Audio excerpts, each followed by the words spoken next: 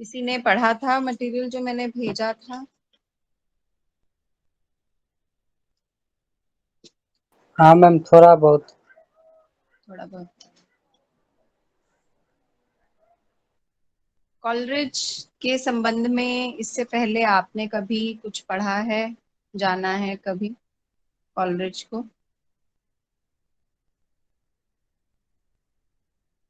नहीं मैम, पहली बार।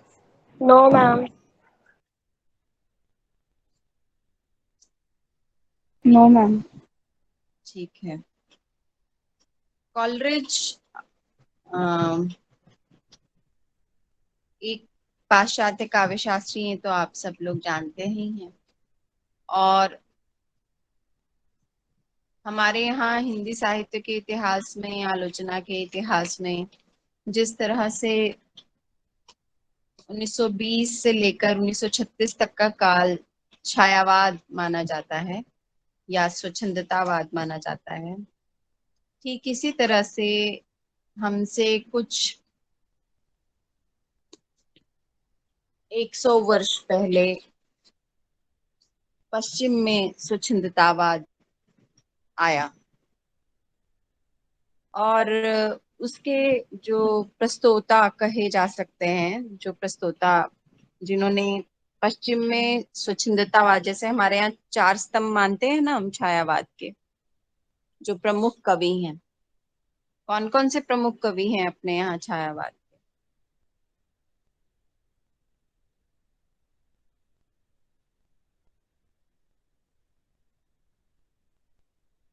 छायावाद के प्रमुख स्तंभ किनको कहा जाता है, किन कवियों को? मैम, 4 स्तंभ हैं।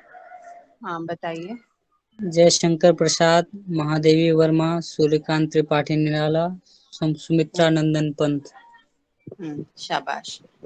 ये चार कवि छायावाद के प्रमुख स्तंभ माने जाते हैं। अब इन सभी को छायावाद के स्तंभ माने जाने के पीछे क्या कारण है? क्या सामान्य विशेषताएं आपको मिलती हैं, समान विशेषताएं इन चारों कवियों में क्या मिलती हैं जिनसे छायावाद को हम मैम, पहली तो समझते ये हैं? मिलती। हेलो हाँ बताइए बताइए। मैम, इसमें छंद मुक्त रचनाएं ज्यादा लिखी गई इसमें, छायावाद में। छंद मुक्त रचनाएं, अच्छा। क्या सभी कवियों की कविताएं छंद मुक्त ही हैं? सभी कवियों की नहीं, लेकिन अधिकतर कवियों की छंद मुक्त रचनाएं लिखी गई। हाँ, छंद मुक्त या मुक्त नवीन छंद। प्रकार की एक, हाँ हाँ, मुक्त छंद की कविता। और इसके अलावा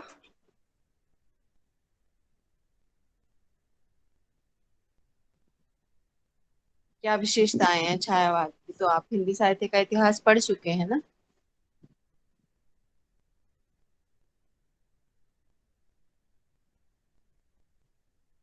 प्रसाद निराला, पंत महादेवी में से किसी को पढ़ा है कभी आप?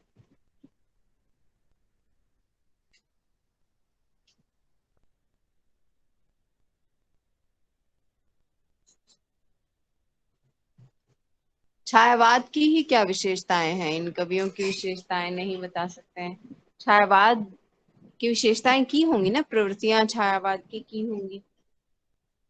छायावादी कविता को छायावादी कविता क्यों कहते हैं, उसमें क्या खास बात है ऐसी?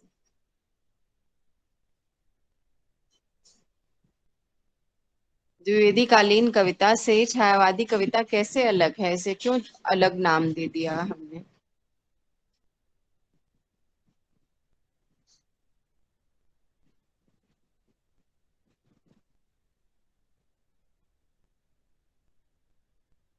किसी को नहीं समझ में आ रहा है, याद नहीं आ रहा है, पढ़ा नहीं कभी?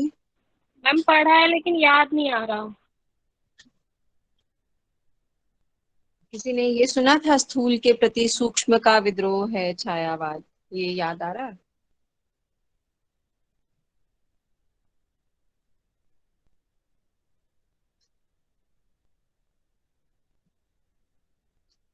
ये याद आ रहा है कि प्रकृति की कविताएं बहुत लिखी गई छायावाद में, लगभग सभी कवियों ने प्रकृति पर कविता लिखी।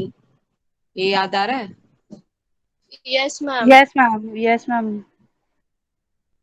ये याद आ रहा है कि प्रेम पर भी उतनी ही कविताएं लिखी गई।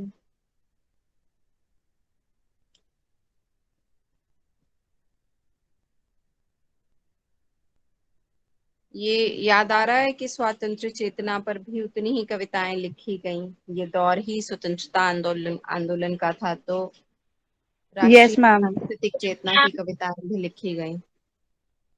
देश की खूबसूरती को, देश की प्रकृति की खूबसूरती को दिखाने के लिए, अरुण यह मधुमय देश हमारा, जहाँ पहुंच अनजान क्षितिज को मिलता है, सहारा जैसी कविताएं लिखी गई। करुणा और प्रेम पर आधारित कविताएं लिखी गई। कल्पना पर आधारित कविताएं लिखी गई। अतिशय काल्पनिकता, ये सब विशेषताएं याद आ रही हैं या जी भूल मैम। गए सब? Yes ma'am. इसी तरह, हाँ, इसी तरह से जब पश्चिम में स्वच्छंदतावाद आया, तो वहां पर भी जो काव्य के बंधन थे, जो क्लासिकल काव्य के बंधन थे, शास्त्रीय काव्य के बंधन थे, या आलोचना की पद्धति में जो शास्त्रीय नियम लागू किए जाते थे, उन सब से स्वच्छंद होने के लिए कवियों ने नए किस्म की कविताएं लिखी, जिसमें भावना पर बहुत जोर दिया और कल्पना पर बहुत जोर दिया।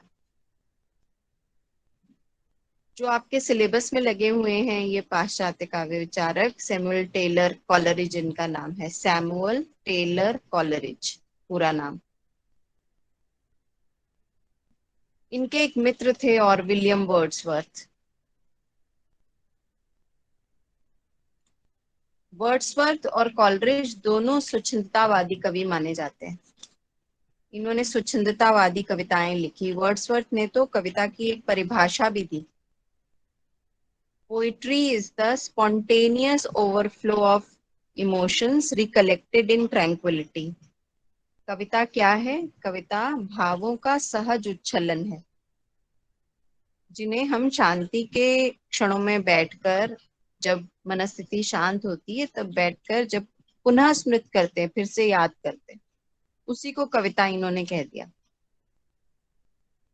इससे पहले तो आप बहुत सारी चीजें पढ़कर आए हैं, अरस्तु को पढ़कर आए हैं, आप लॉन्जाइनस को पढ़कर आए हैं, और बीच में और भी कई काव्य विचारक हुए जो आपके सिलेबस में नहीं लगे हैं, जिन्होंने कविता के या नाटक के एक ही तरह के नियम दिए थे और उसमें कहा था कि ये सब विशेषताएं कविता या नाटक में होनी चाहिए, यानी कि उसमें सभी तत्वों की ऑर्गेनिक यूनिटी और तत्व ये हो। उन्होंने तत्वों का भी बखान कर दिया कि उसमें विचार जो है महान और उच्च विचारों के धारण की क्षमता हो, प्रबल भावावेग हो, और भावावेग कौन से हो, इन वो भी उन्होंने निर्धारित कर दिया कि ऐसे ऐसे भावावेग कविता बनाने में सहायक होते हैं, बाकी भावावेग बेकार होते हैं। ऐसी जो नियमावली दी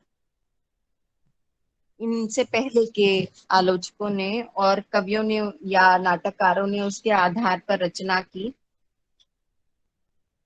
वो कविता को एक कटघरे में बांध देना था, कविता को एक घेरे में घेर देने जैसा था। वर्ड्सवर्थ और कॉलरिज दोनों मित्र थे और इन दोनों ने कविताएं लिखी, बहुत उत्कृष्ट कविताएं लिखी, और इन कविताओं के माध्यम से इन्होंने एक नई तरह की कविता को लोगों के सामने प्रस्तुत किया। काव्य भाषा और काव्य के विषय दोनों के संदर्भ में वर्ड्सवर्थ ने अपने विचार भी दिए थे। जैसे आपको पहले मैंने बताया था कि कैकेलियस नामक एक विचारक ने उद्दात के संबंध में बताया और फिर उसकी मान्यताओं को काटने के लिए या उससे अपने मत को अलग दिखाने के लिए लॉन्जाइनस ने अपना उद्दात का सिद्धांत दिया था। यहाँ पर वर्ड्सवर्थ और कॉलरिज ने स्वच्छंदतावाद का सिद्धांत दिया। स्वच्छंदतावादी कविताएं लिखी, इसको रोमांटिक कहा जाता है, इनको स्वच्छंदतावाद को रोमांटिसिज्म कहा जाता है अंग्रेजी में। वर्ड्सवर्थ ने रोमांटिक कविताएं लिखी, कॉलरिज ने भी रोमांटिक कविताएं लिखी। वर्ड्सवर्थ ने काव्य के विषय, कविता क्या है ये, और उससे काव्य की भाषा कैसी होनी चाहिए, इस पर चर्चा की। और इन्हीं मान्यताओं के समानांतर कॉलरिज ने भी चर्चा की, कविता क्या होती है, कविता कैसे लिखी जाती है, और काव्य भाषा में क्या क्या होना चाहिए, कैसी काव्य भाषा होनी चाहिए, इस पर कॉलरिज ने भी अपने विचार दिए। तो ये दोनों कवि भी थे और काव्यालोचक भी थे, और इन्होंने अपने समय की कविता की प्रवृत्ति को बदल दिया, कविता की विशेषताओं में परिवर्तन ला दिया अपने समय के प्रभाव स्वरूप। तो कॉलरिज ने जो कविता की उपकारक शक्ति या कविता जिससे बनती है उस शक्ति के रूप में कल्पना को प्रस्तावित किया और कल्पना सिद्धांत दिया। इससे पहले भी आपको याद होगा, हम बार बार बात करते हैं कि प्लेटो कहता है कि वो कवि किसी और शक्ति के नियंत्रण में होता है जब वो कविता कर रहा होता है, इसीलिए कविता जो है विक्षिप्तता पैदा करती है पाठक या दर्शक के मन में, वो विवेकहीन बनाती है, इसलिए उसे नहीं अपनाना चाहिए। वो किसी शक्ति की बात करता है जिससे कवि कविता करने में समर्थ होता है, उसने सीधे सीधे कल्पना का नाम नहीं लिया। ऐसे ही अरस्तु ने भी कहा कि हाँ, अनुकरण के माध्यम से रचना की जाती है, लेकिन अनुकरण हूबहू नहीं होता, उसमें कवि कुछ बहुत अपनी तरफ से जोड़ देता है। ये जो जोड़ता है उसको उसने काव्य प्रतिभा या कवि प्रतिभा कहा, जिसके माध्यम से वो जोड़ता है, और वो जो जोड़ता है वही कविता का मूल्य होता है। वहां पर सीधे सीधे संकेत नहीं किया कि वो शक्ति क्या है जिसके माध्यम से वो जोड़ पाता है। इसी तरह से लॉन्जाइनस का भी उद्दात का सिद्धांत आप याद करके देखिए। उसने कहा कि जो कविता है या विचार है वो बिजली की कौंध की तरह प्रभावित करता हुआ, उद्दात का जो प्रभाव है वो बिजली की कौंध की तरह पाठकों और दर्शकों को प्रभावित कर देता है। अब वो उसने कई जरिए से अपनी बात को कहने की कोशिश की, उसने भी सीधे कल्पना का नाम नहीं लिया, लेकिन उसने वहां पर संकेत किया कि कोई और चीज है जो कवि के अंदर और रचना के अंदर वो प्रभाव पैदा करती है जिससे वो लोकप्रिय हो जाते हैं। उसी तत्व को कॉलरिज ने कल्पना नाम दे दिया। ऐसा नहीं है कि कॉलरिज से पहले कल्पना शब्द कहीं पर चर्चा में नहीं था, लोग कल्पना को जानते नहीं थे, या कल्पना शब्द का इस्तेमाल नहीं करते। इमेजिनेशन शब्द का अनुवाद है कल्पना। तो उन्होंने अपने परिवेश से, अपने से पहले जो जो लोग चर्चा कर रहे थे कल्पना की, उनसे ये शब्द लिया, लेकिन इसको कविता की उत्पादक शक्ति के रूप में प्रस्तावित किया, और उसके साथ साथ उसकी व्याख्या भी की, विस्तृत व्याख्या की। और जिस कल्पना की बात लोग कर रहे थे पहले, जैसे कि सामान्य रूप से बैठे बैठे लोग किसी और विषय पर सोचने लगते हैं, या जो वास्तविक नहीं है विषय उस पर भी सोचने लगते हैं। या भविष्य के बारे में सोचने लगते हैं, उसको भी लोग कल्पना कहते थे। या लोगों की जो आ, मन में ख्याल आते हैं, लोगों की जो इच्छाएं होती हैं, वो स्वप्नों के रूप में लोगों को दिखाई देती हैं, उसको भी लोग कल्पना कहते थे, इमेजिनेशन कहते थे। तो कॉलरिज ने ये कल्पना सिद्धांत के को देकर कविता की उत्पादनी शक्ति जो है, कविता को बनाने वाली शक्ति के रूप में कल्पना का अ, नाम दिया, और कहा कि ये जो इसके अलावा जो कुछ भी है, जो कविता को उत्पादित नहीं कर सकता है लेकिन हमारे ख्यालों में होता है या हमारे दिवा स्वप्न में होता है, वो फैंसी होता है, वो कल्पना नहीं होता है, वो इमेजिनेशन नहीं होता है। फैंसी का हिंदी में अनुवाद किया भारतीय काव्य शास्त्रियों ने, फैंसी को कहा ललित कल्पना। तो इन्होंने कहा कि ये जो कल्पना है, जो केवल हमें स्वप्न में अलग अलग तरह के एक दूसरे से टूटे हुए कई दृश्य दिखाती है, या कई इमेजेस दिखाती, कई छवियां दिखाती है, जिनका आपस में कोई विशेष संबंध नहीं होता, और वो कोई सृजन करने में भी समर्थ नहीं होती है। आप उठते हैं सुबह और आप रात को देखा हुआ सपना आधा अधूरा ही याद कर पाते हैं, उसे भूल जाते हैं। तो उन्होंने कहा कि जो किसी सृजन में समर्थ नहीं है वो फैंसी है, और जो सृजन में समर्थ होती है, जो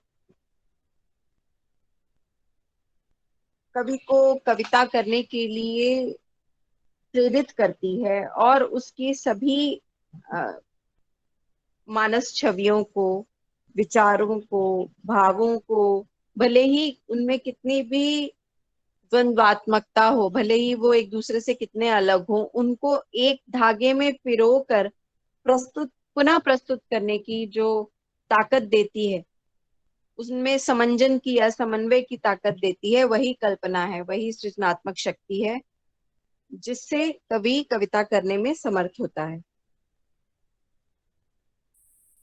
और इसको उन्होंने एक ईश्वरीय शक्ति कहा, और कहा कि जैसे ईश्वर की कल्पना ये सृष्टि है, और उस ईश्वर ने अपनी बृहद कल्पना से इस सृष्टि का निर्माण किया है, वैसी ही कल्पना जो है, वैसी ही शक्ति मनुष्य के अंदर भी होती है। जैसे मनुष्य ईश्वर के एक बृहत्तर स्वरूप का एक हिस्सा है, हिस्सा मात्र है, वैसे ही प्रकृति का एक हिस्सा मात्र है। ठीक वैसे ही जैसे ईश्वर की शक्ति होती है सृजन करने की, वैसी ही शक्ति मनुष्य के अंदर भी भगवान ने दी है।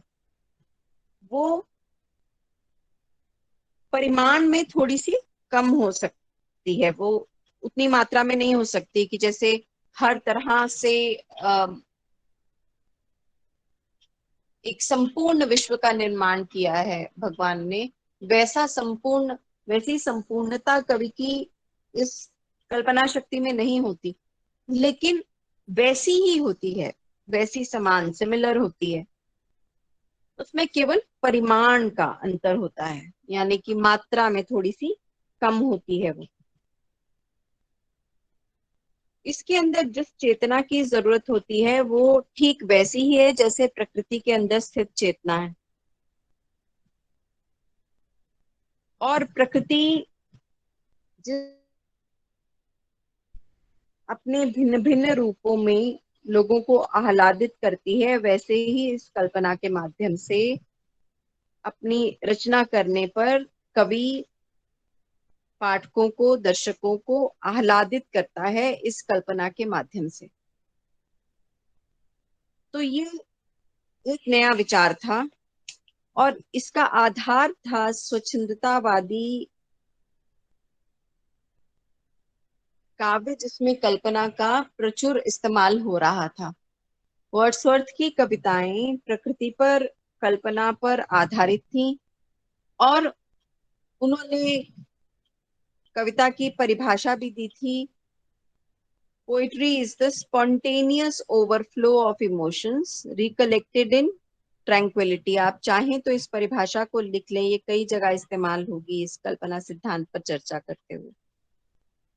लिखना चाहेंगे आप तो लिख लीजिए। Yes, ma'am.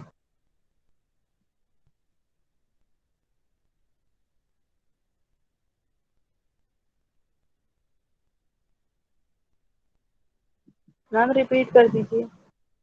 Poetry is the spontaneous overflow of emotions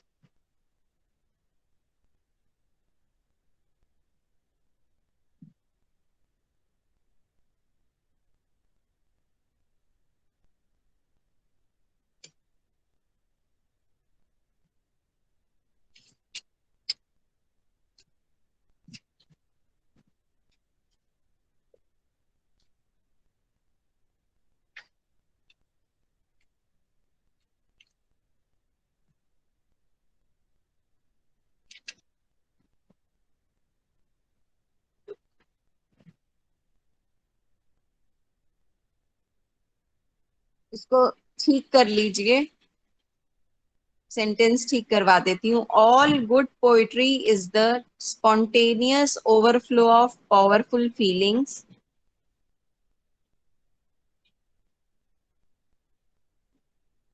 All good poetry is the spontaneous overflow of powerful feelings, comma,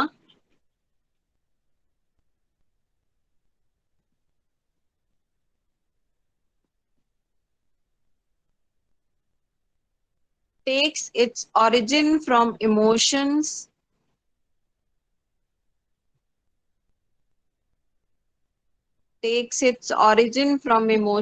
recollected in tranquility.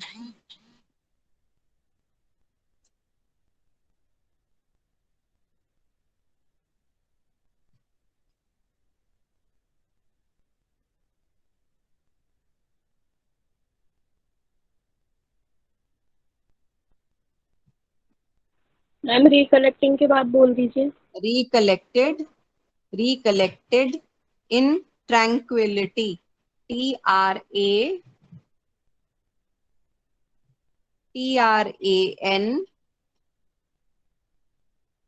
QUI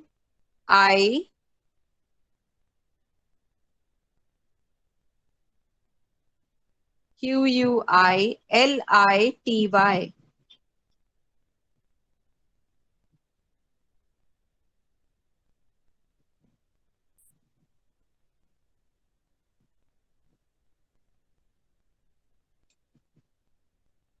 ये परिभाषा किसने दी है? विलियम वर्ड्सवर्थ ने दी है कविता की ये परिभाषा।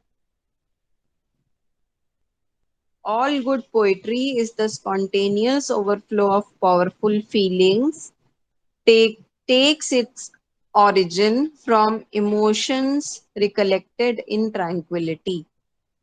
अब इसका अनुवाद लिखिए।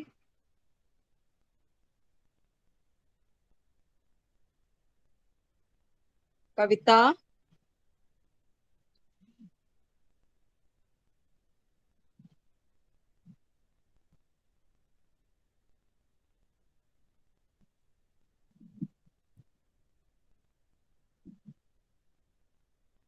कविता या अच्छी कविता मनुष्य मन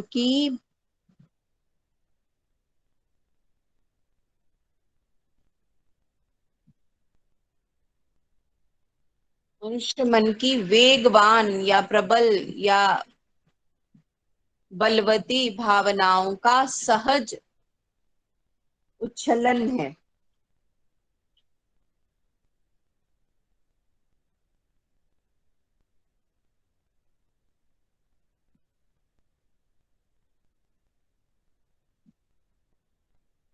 सहज उच्छलन है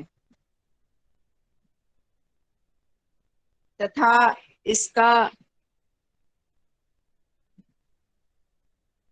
उद्भव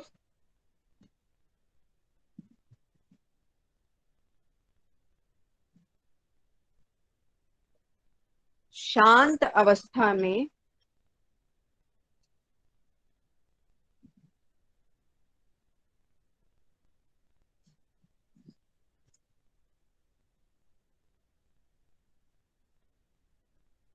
शांत अवस्था में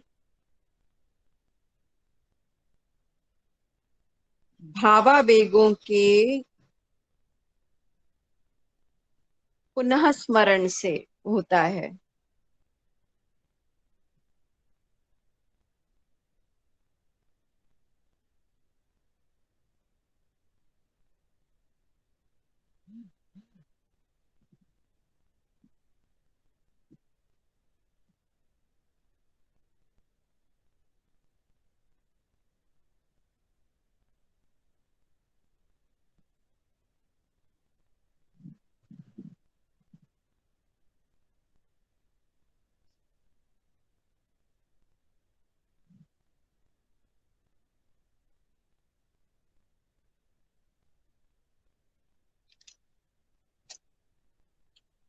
लिख लिया? जी मैम।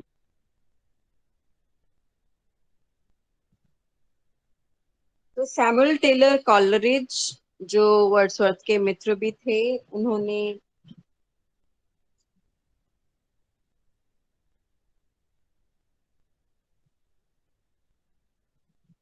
अपनी बायोग्राफिया लिटरेरिया की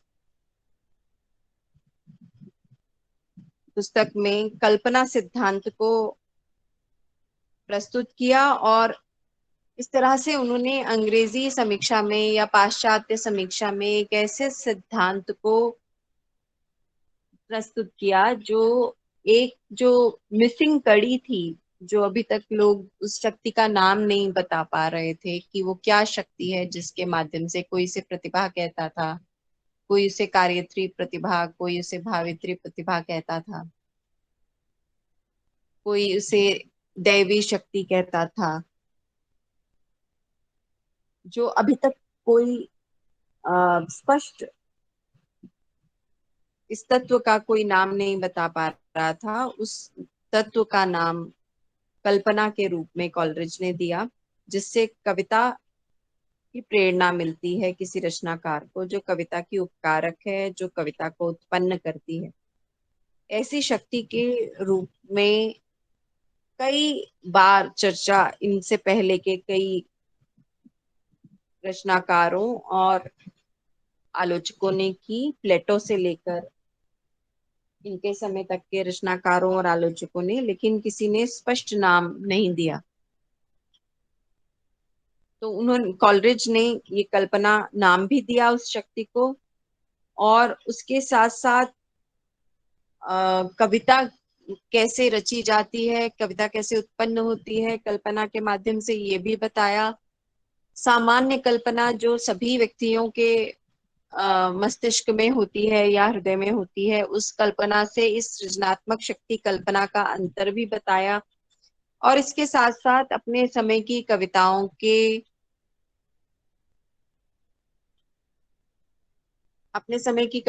की आलोचना के सिद्धांत के रूप में भी इस कल्पना सिद्धांत को प्रस्तुत किया, यानी कि जो कविताएं उस समय लिखी जा रही थी, प्रकृति पर आधारित कविताएं, अपने व्यक्तिगत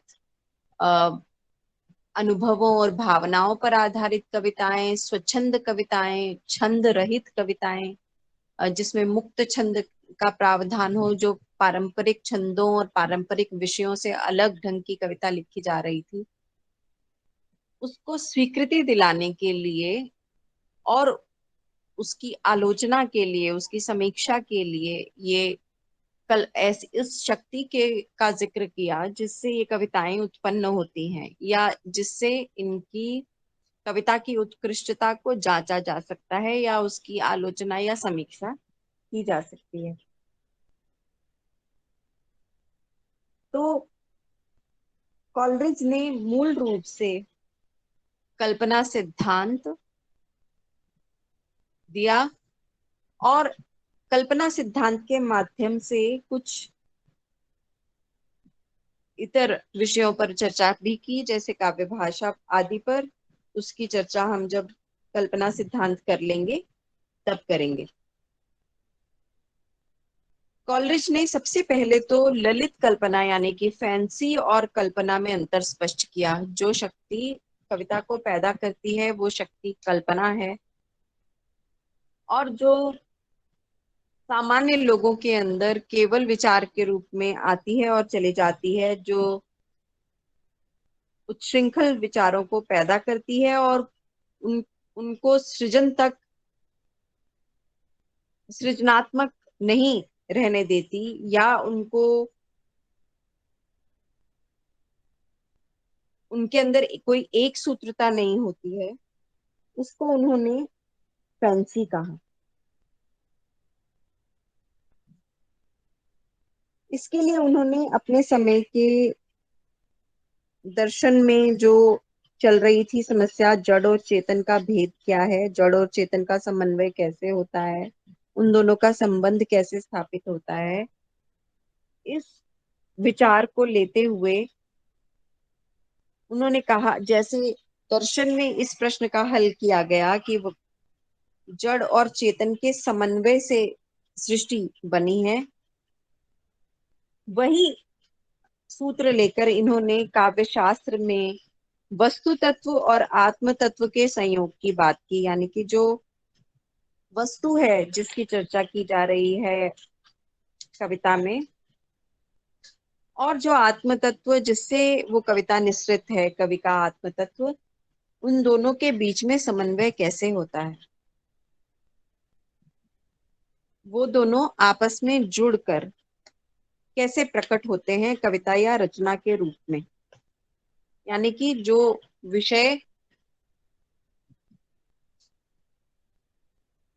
कामायनी में प्रसाद ने लिया मानवता के रूपक का, या मान लीजिए चंद्रगुप्त या ध्रुव स्वामिनी नाटक में प्रसाद ने लिया विषय, ऐतिहासिक विषय है, और हम कहते हैं कि ध्रुव स्वामिनी में प्रसाद जो है स्त्री के आत्मनिर्णय को प्रस्तावित करते हैं। ये युग की समस्या थी, उस युग की समस्या थी। तो जो कवि का विचार है या कवि की जो भावना है, वो वस्तु के साथ कैसे समन्वित होके एक रचना के रूप में तब्दील हो जाती है, इस तथ्य को प्रकाशित करने के लिए कॉलरिज ने कल्पना शक्ति को उत्तरदायी माना और कहा कि वस्तु तत्व और आत्म तत्व, जो कथानक कथा कवि लेखक उठाता है और जो उसके अपने मन की भावनाएं हैं, उनके बीच में समन्वय या उनके बीच में एक सृजनात्मक संबंध पैदा हो पाता है इसी कल्पना शक्ति के माध्यम से। इसी तरह से उन्होंने एक समस्या और बताई कविता में, वो ये कि विचार और भाव जो हैं, विचार की प्रकृति अलग होती है, भावनाओं की प्रकृति अलग होती है। विचार और भाव में एक द्वंद्वात्मक रिश्ता दिखता है। विचार बुद्धि से उत्पन्न होता है और भावना हृदय से उत्पन्न होती है। इनके बीच में कवि समंजन कैसे कर पाता है, दोनों चीजों के बीच में एक संतुलन कैसे लेकर आ पाता है। तो इसके उत्तर में भी उन्होंने कहा कि कल्पना ही वो शक्ति है जिससे कवि विचार और भाव के बीच द्वंद्व को खत्म करके एक संतुलन की स्थिति पैदा कर पाता है। ये दो बातें कहते हुए उन्होंने कहा कि प्रकृति के अंदर समाहित जो चेतना शक्ति है,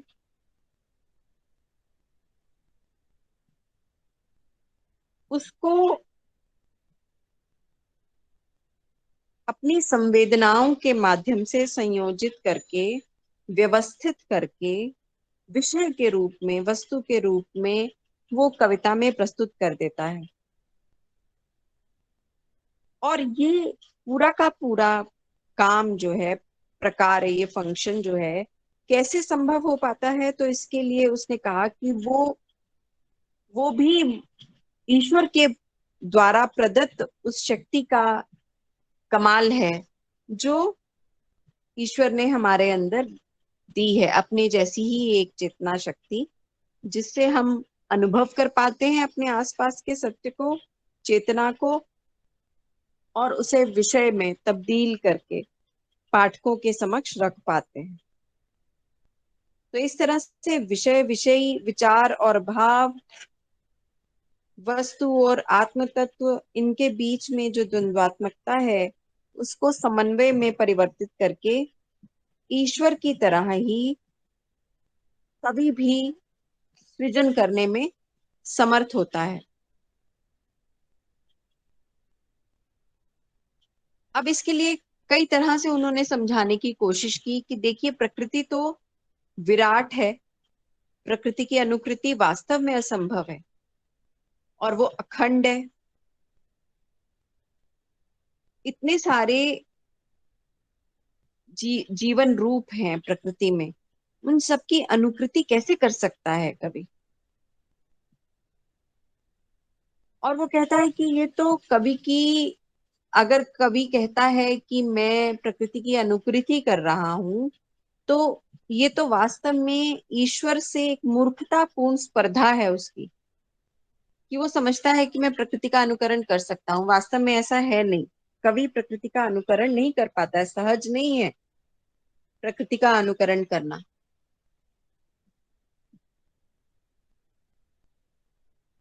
लेकिन जो शक्ति हमारे अंदर, ईश्वरीय शक्ति ईश्वर ने डाल दी है, जो सीमित है लेकिन है, उसकी प्रकृति वैसी है, उसका वो काम ऐसे ही करती है जैसे ईश्वर की कल्पना ने काम किया है। ईश्वर ने अपनी कल्पना के आधार पे अपने दिमाग में स्थित या अपने अंतस में स्थित जो उस रूप था प्रकृति का, उसको कार्य रूप देके प्रकृति बना दी, अनंत सृष्टि का निर्माण कर दिया। उसका कुछ अंश हमारे अंदर भी है, उसी के माध्यम से हम केवल प्रयास करते हैं, उस संतुलन को साधने का प्रयास करते हैं।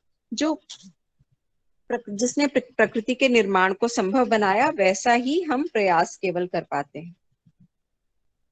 और ये कल्पना शक्ति जो है ईश्वरीय शक्ति का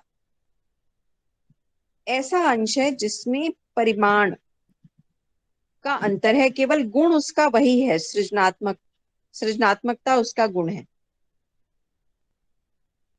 ये जो ईश्वर की कल्पना शक्ति है, ईश्वरीय कल्पना शक्ति है, वो मानवीय चेतना में भी विद्यमान होती है, लेकिन ये कुछ लोगों में अधिक घनीभूत होकर, अधिक कॉन्सेंट्रेट होकर प्रकट होती है, जिसके कारण वो जो अनुभव करते हैं अपने सामान्य जीवन में, उसको जब शांत चित्त होकर कभी बैठते हैं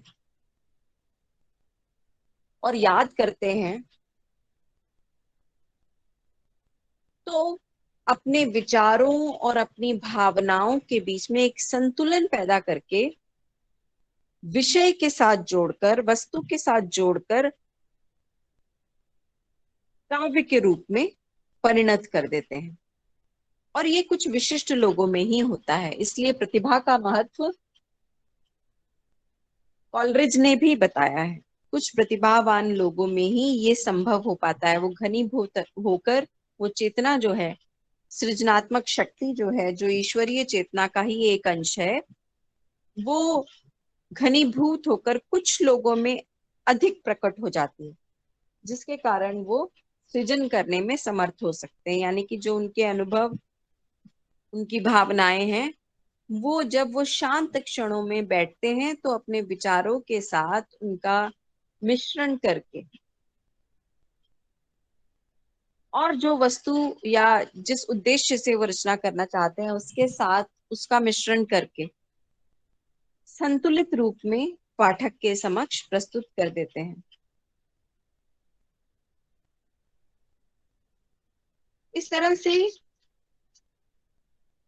जो पहले के काव्य शास्त्रियों ने या काव्याचार्यों ने, प्लेटो, अरस्तु या लॉन्जाइनस ने भी जो तत्व बताए थे कि विचार, भावावेग और फिर उसके बाद उसमें भाषा का संयोग, ये सब जो कहा था, और उसके आधार पर रचनाएं, शास्त्रीय रचनाएं लिखी जाती रही थी, और बहुत ज्यादा उसके अंदर इलीटनेस यानी अभिजात्यता, अच्छे भाव, ऊंचे भावों को तरजीह दी जाती रही थी। उसके स्थान पर कॉलरिज और वर्ड्सवर्थ दोनों ने जो प्रकृत रूप से भावनाएं पैदा होती हैं, नैसर्गिक रूप से भावनाएं पैदा होती हैं मनुष्य के अंदर, उसके सहमेल से काव्य रचना की उत्पत्ति को संभव बताया। इसीलिए इनके सिद्धांतों को सुचिंतावादी कविता के की रचना और उसकी आलोचना के लिए महत्वपूर्ण समझा गया।